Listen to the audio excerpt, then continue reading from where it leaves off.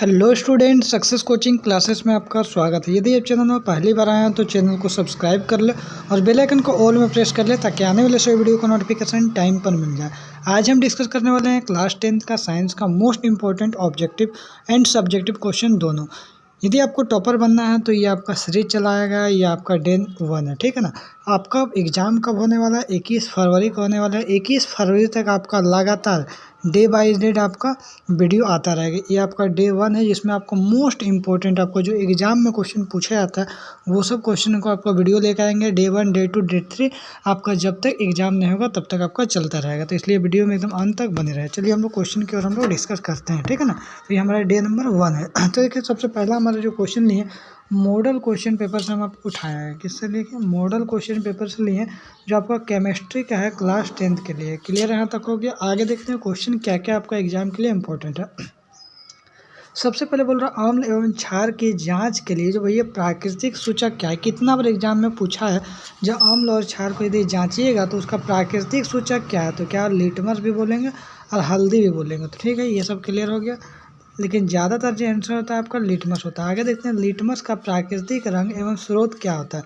तो याद रखिएगा जो प्राकृतिक रंग एवं स्रोत क्या होता है, बैगनी और लीचेन होता है। क्लियर हो गया। आगे देखिए यहाँ पर क्या बोल रहा है, अपच के उपचार के लिए कौन सा औषधि का उपयोग करता है। ये भी आपका मोस्ट रिपीटेड क्वेश्चन है, कितना बार पूछा गया। एंटासिड का प्रयोग करते हैं।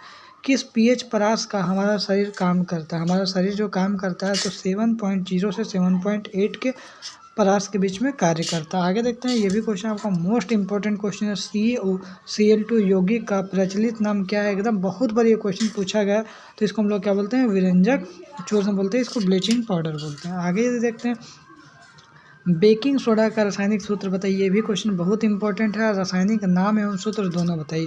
देखिए नाम समझ लीजिए, सोडियम हाइड्रोजन कार्बोनेट होता है। क्या होता है? Sodium hydrogen carbonate.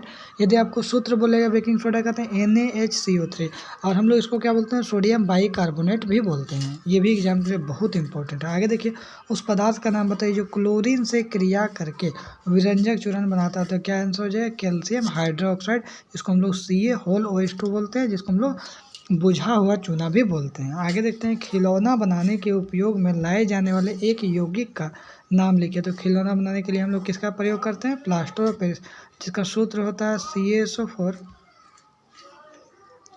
डॉट ½ हो जाता है। इसका सूत्र होता है CaSO4 ½ ठीक है। आगे देखिए, ये भी क्वेश्चन आपको इस टाइप का क्वेश्चन पूछेगा, सिरका में कौन सा अम्ल पाया जाता है। तो याद रखिएगा एसिटिक अम्ल। पूरा लिस्ट को आप याद कर लीजिएगा, सिरका में, टमाटर में, इमली में, दही में, ये सब में एक क्वेश्चन पक्का आपका एग्जाम में फिक्स पूछेगा। हाइड्रोकार्बन देखिए C2H2 है, C3H8 है, C2H2 है, CH4 में कौन सा संकलन है, अभिक्रिया होती है। तो याद रखिएगा C2H2 का अभिक्रिया हो रहा है। आगे देखते हैं हम लोग क्वेश्चन क्या बोल रहा है, सबसे सरलतम हाइड्रोकार्बन का नाम और सूत्र लिखिए। बहुत इंपॉर्टेंट है, जिसको हम लोग मीथेन बोलते हैं। सूत्र क्या हो जाएगा, CH4 हो जाएगा। आगे देखिए बोल रहा है, त्रिआबंध वाले असंतृप्त हाइड्रोकार्बन का नाम बताइए, सूत्र भी बताइए भैया। तो सूत्र इसका जो हो जाएगा ना, आपको क्या हो जाएगा, CnH2n-2। इसको हम लोग क्या बोलते हैं, एल्काइन बोलते हैं। क्या बोलते हैं, एल्काइन। ठीक है, एल्काइन बोलते हैं। इसका नाम क्या हो जाएगा, एल्काइन हो जाएगा। ठीक है। और देखते हैं हम लोग क्या बोल रहा है आगे, साधारण वनस्पति तेल के हाइड्रोजनीकरण के किस उत्प्रेरक का प्रयोग होता है। तो याद रखिए निकेल का प्रयोग होता है। आगे देखिए, एस्टर बनाने के प्रक्रिया को क्या बोलते हैं, एस्टरीकरण बोलते हैं। आगे यदि हम लोग देखते हैं क्वेश्चन क्या बोल रहा है, एल्किन्स का सामान्य सूत्र बताइए। तो एल्केन, एल्किन, एल्काइन तीनों याद रखिए। एल्केन का क्या होता है आपका CnH2n+2। किसका होता है, एल्केन का होता है।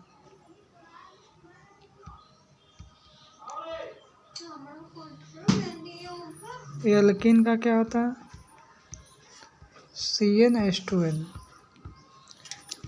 और एल्काइन का क्या होता है, CnH2n-2।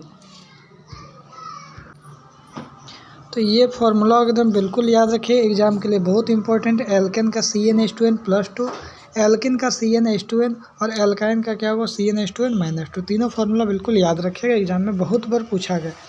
आगे देखिए बोल रहा CH3COC2H5 में उपस्थित प्रकार्यात्मक समूह की पहचान करिए। तो ये आपका क्या हो जाएगा, कीटोन हो जाएगा। इसका राइट आंसर हो जाएगा। आगे देखिए, निम्नलिखित में से कौन सा एक एल्डिहाइड है। तो याद रखिएगा HCHO क्या है, ये एल्डिहाइड है। आगे देखिए बोल रहा है, देखिए पूछ ही दिया एल्केन का सामान्य सूत्र क्या होगा, तो अभी तुरंत बताया था CnH2n+2। एल्काइन का क्या होगा, तो CnH2n-2। आगे देखिए यहाँ पे बोल रहा है CO का प्रकार्यात्मक समूह क्या हो जाएगा आपका, कीटोन हो जाएगा। कार्बन की संयोजकता कितनी होती है, तो याद रखिएगा कार्बन का जो संयोजकता आता है कितना होता है, तो आपका 4 होता है कार्बन का संयोजकता। 3 कार्बन वाले एल्केन का नाम बताइए, तो C3H8 जिसको हम लोग प्रोपेन बोलते हैं।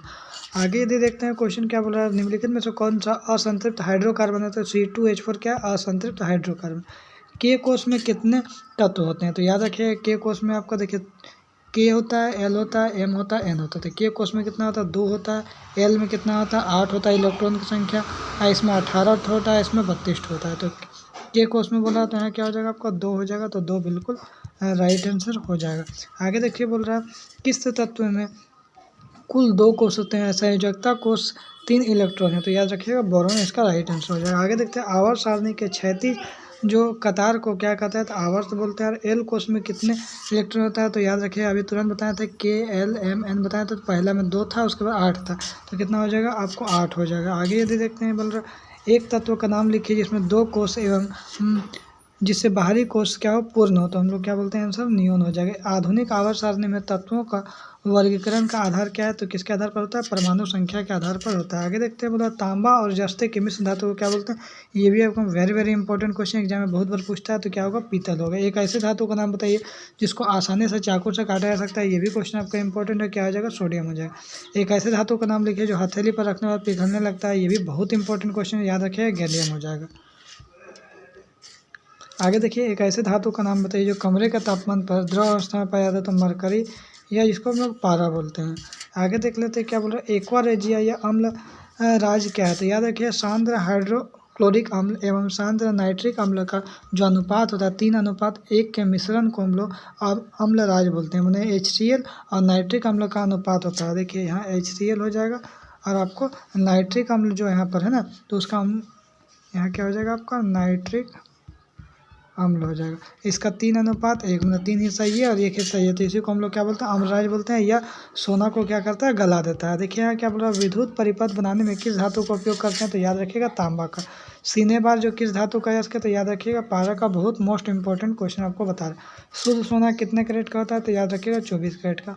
अमलगम किसे कहते हैं, तो जिस मिश्र धातु में एक धातु का पारा हो तो उसको हम लोग अमलगम कहते हैं। एक अधातु का नाम बता दीजिए जो चमकीला होता है, तो भैया आयोडीन हो जाएगा।